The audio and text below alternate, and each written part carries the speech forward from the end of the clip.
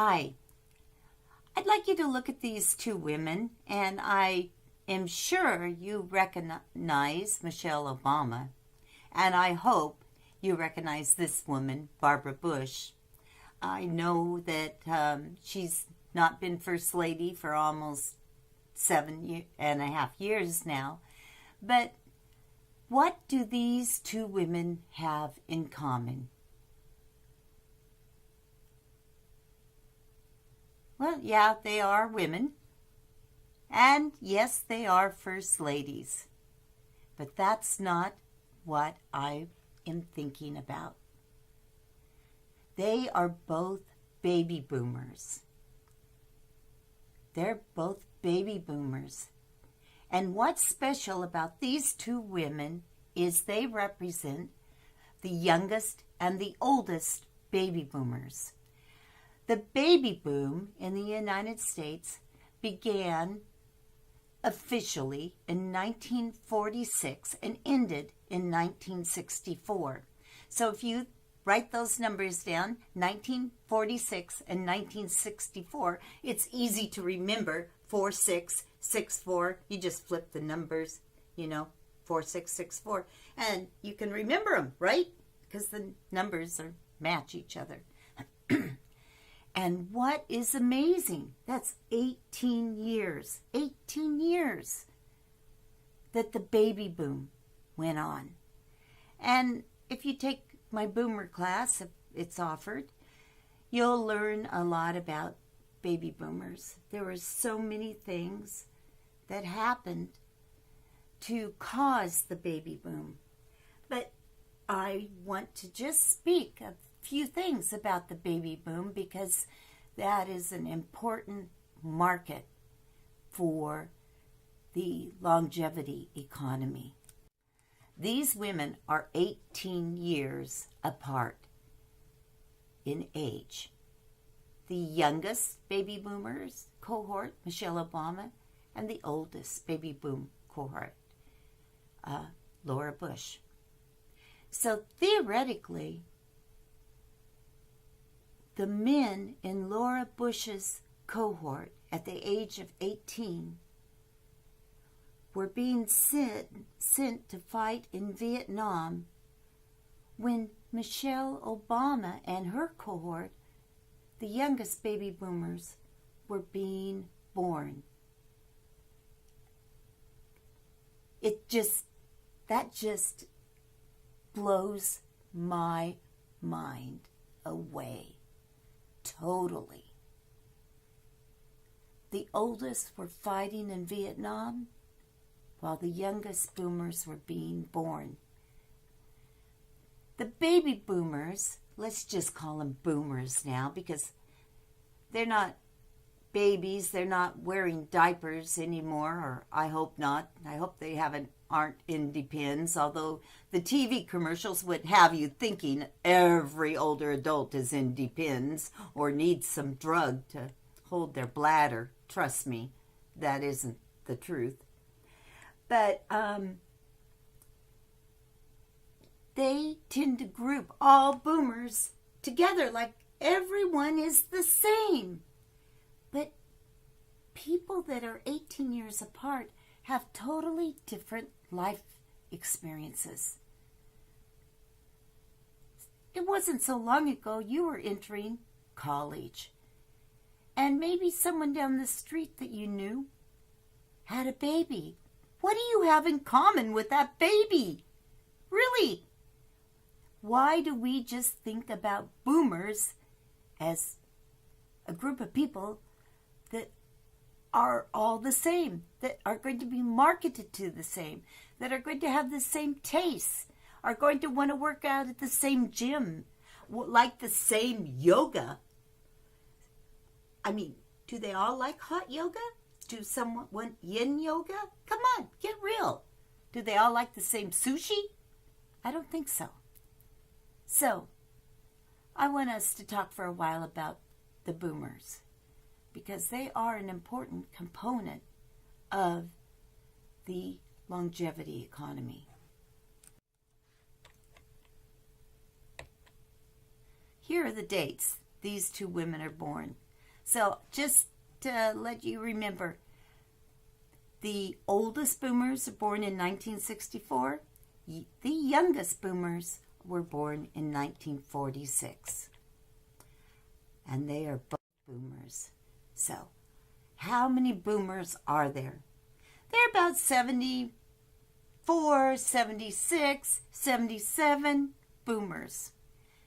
And one of the things that really bugs me is people say every day 10,000 boomers are retiring, or 10,000 boomers are turning 65.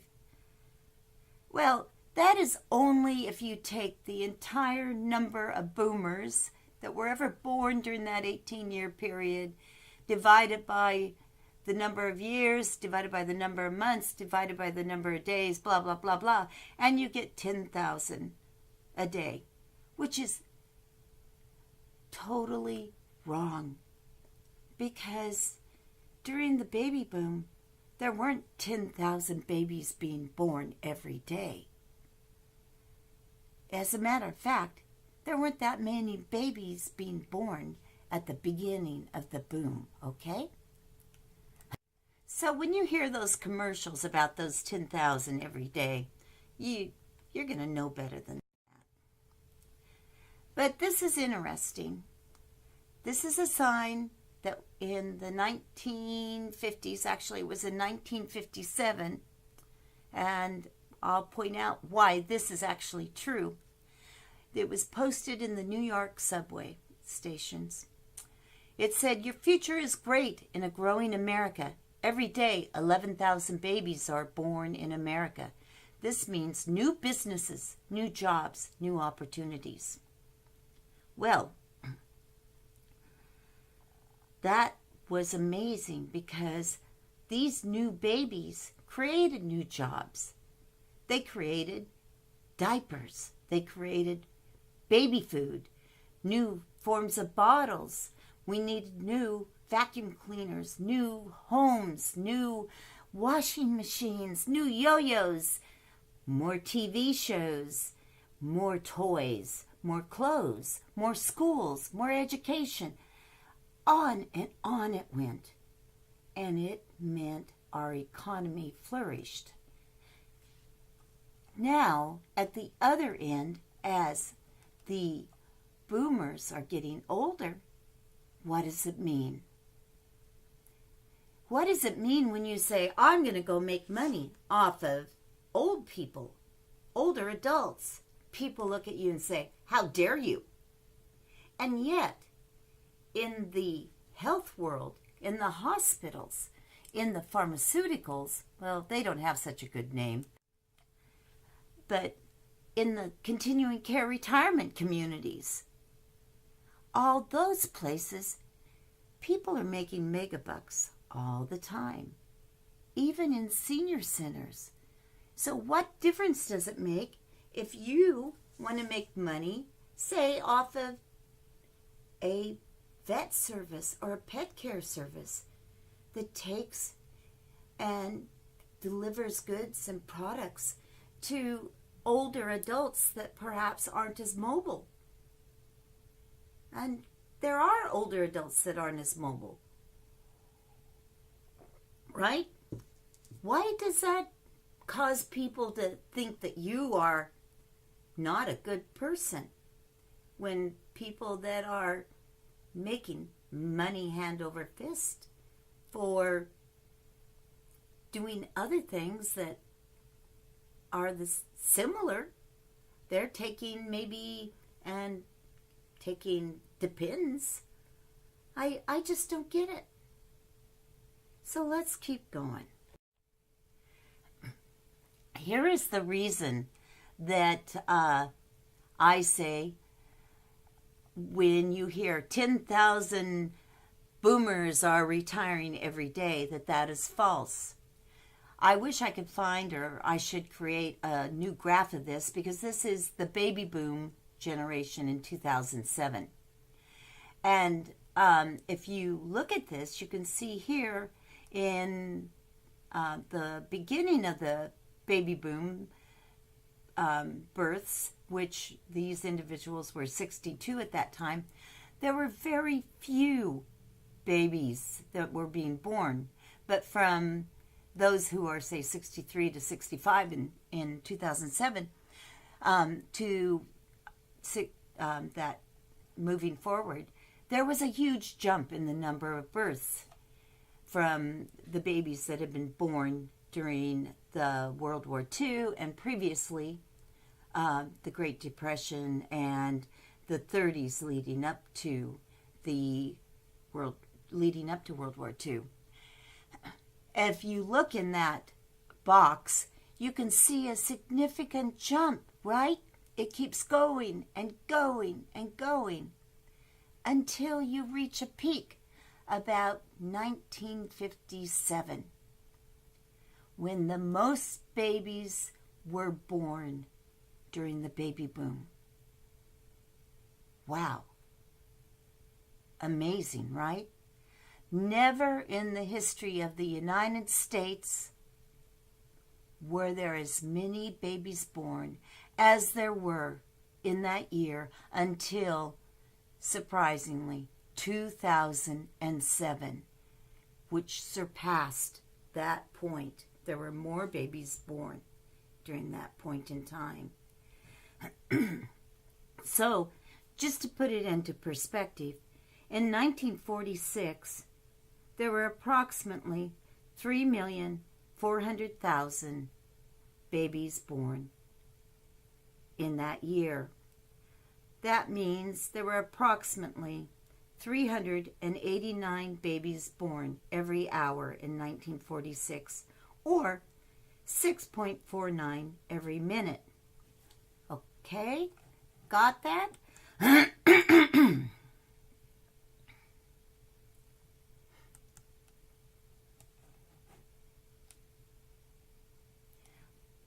In 1954, that's almost 10 years later, there were 7.76 babies born every minute. Then if we go to that peak year, there were 8.18 babies born every minute. And there were 4,300,000 babies born that year. Then if we go to the end, that would be 1964. There were 7.64 babies born every minute. A lot of babies being born. So that is the baby boom. And yes, you can look later and you can see that birth rates, number of babies being born, continued to be high. And a good amount of that is the result of the boomers having babies and other things that were happening. So currently, the boomers make up nearly a quarter of the U.S. population. You go, well, how old are the baby boomers now in 2016? The oldest ones are about 70, right? 46, 2016, 70. And the youngest, 52. The last of the baby boomers will turn 65 in 2029, December 31st. Well, but that doesn't mean a lot because they won't qualify for Social Security at that point in time. Let's talk a little bit more about the baby boomers, but at least you have an idea about their population distribution. Where do they fit into generations of older adults? If we look at generations of older adults, and the far right over here is when they turned 65, we have what are called the young progressives. Those are the ones that were that were born during the right before World War I. And then the jazz babies, they turned 65 in 1970 and were born right before the Great Depression. And then we have Depression kids. They turned 65 in 1980. The war babies, 1990. Then we have the early boomers. They began turning 65 in 2000. And the late boomers, those born between 1956 and 1964, and they begin turning 65 in 2010, the earliest ones of them. So, no, I've totally got that wrong, because they don't begin turning 65 in 2010.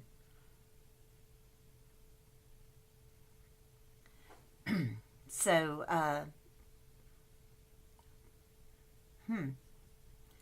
hold on here. I'm sorry. What I was meaning to discuss here was middle age. So, think about middle age here, and forgive me for that. I was off my notes. So, these are all individuals who are middle-aged, okay? Let's talk about the boomers and some of the changes that they have experienced in their life, okay? What have they experienced that was different than prior generations? Well, one is they've had a number of economic shifts and shocks, and they have had increasing government involvement in redistribution of resources. The Greatest Generation, the growth of Medicaid, Medicare, Social Security. They have experienced more immigration policy changes and cultural revolution changes. They were in the forefront of the Cultural Revolution.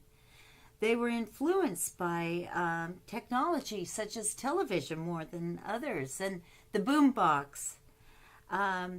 They experienced the first major geopolitical repositioning of the war since the Roman Empire, what we called the Cold War, and we had to hop under our desks thinking that would protect us from the nuclear bomb. And we were the first generation that lived under that threat of the nuclear annihilation all the time.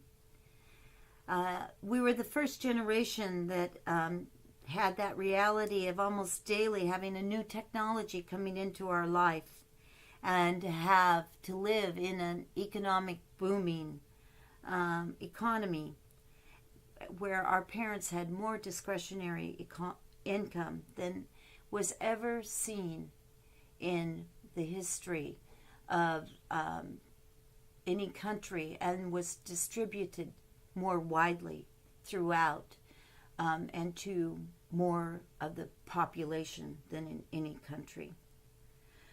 We were highly targeted by Madison Avenue to spend that income. Movie theaters, drive-ins, hamburgers, ice cream cones, swimsuits, hula hoops. And we are still being targeted, as a matter of fact. Now, people like to lump the baby boom together as one whole cohort. We're all the same. We all like the Rolling Stones. We all like the Grateful Dead. Frankly, I'm kind of an AC/DC gal.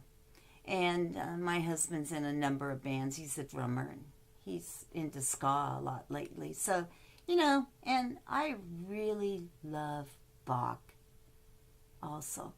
So what can I say? And I don't like to be lumped together. But there was a trend that was noted in 2007, and I have a brother that's 10 years younger than I. We've discussed this quite a bit. He's at the very end of the baby boom, so he totally agrees. And it's called Generation Jones. They're the lost generation. when they're compared to the boomers, it was found that the women were slightly less likely to have a college degree than the older boomers. For men, they were earning less than the older boomers. They were more in near poverty.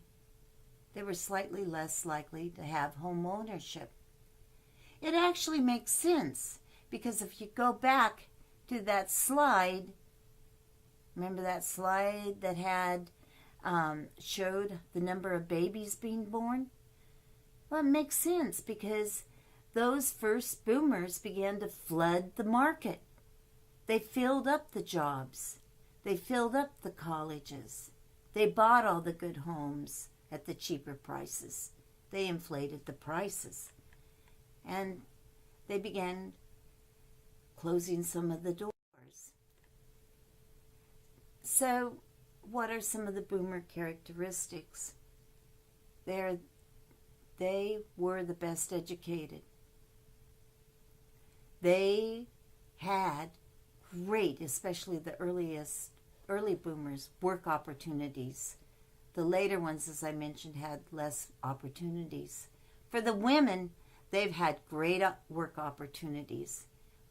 Women CEOs tend to be doing very well.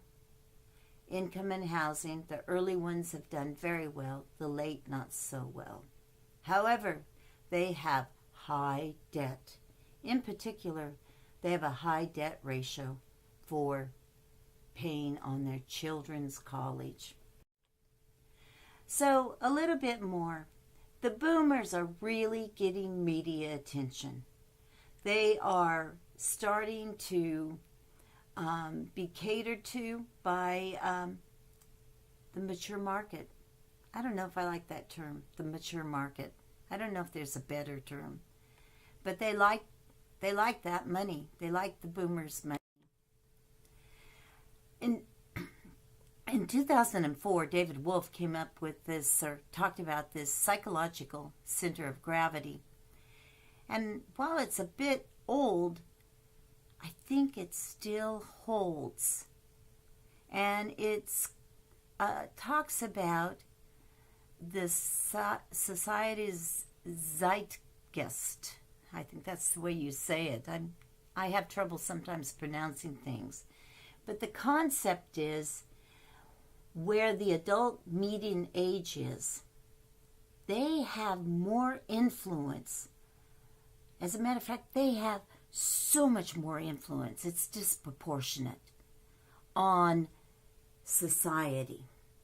Well, the simple fact is the boomers being so very much of them, in 2005, the median age was 45. And there were 40 million boomers there. And all of a sudden, people began waking up and saying, the boomers, the boomers. As a matter of fact, if you looked at Amazon, the books that began being published right at that year about the baby boom and the boomers was just phenomenal. And so at that point in time, the psychological center of gravity shifted and began looking at the boomers. And as Wolf said and observed, he says, yeah, of course, everyone should be paying attention to the boomers because of the PCG. I think this is an interesting principle and something to pay attention to. So what else about the boomers real quick here? Age doesn't define them. There's this gap between their own self-perception and reality. You see that sometimes when you're walking down the street. I think some of the tattoos that the boomers got shouldn't be showing. Let's get real. Those sagging tattoos that they think are cool, the reality is, isn't. There's a gap between their lifestyle, their mindset, and their age. I don't know if that's so bad. On average, the typical boomer thinks of themselves as 12 years younger than they actually are. Maybe it's even greater than that. 24% of boomers feel they've already gone through their midlife crisis. I think it's probably true, but they're going to have another one. Most boomers think they're going to start to be old at 70. They expect to live to be 85 when the actual life expectancy is 78. Perhaps they're going to live to be more like 90. The boomers' lives are still in transition. You can see that many of them have had an adult child move back home. Fortunately, most have not had a spouse yet that has had a major life-threatening illness. Most of them, though, are experiencing a death of a close friend or relative or had a major financial situation. It's interesting how that the younger boomers have experienced a financial issue more than the older boomers. So the AARP study says boomers' lives are changing. They are changing so much. They're having first and second families. We have friends who are in their 50s that have 2-year-olds. As a matter of fact, my brother had his first child at 48, and his wife was 45. They are caring for their parents, they're grandparenting, they're changing jobs or they're losing jobs, and they're having changes in how they spend their money and adjusting. So they are a target market, a powerful market. They have spent money. Look at all the money that they have been spending. So it's no wonder the boomers are an interesting longevity economy. And they're spending money not just on health. So here are some of the most influential boomers in time. I hope you look at this picture sometime and say, who are these people? Because sometimes I look at them and I go, I only recognize one or two. So I hope you learned a little bit about the boomers.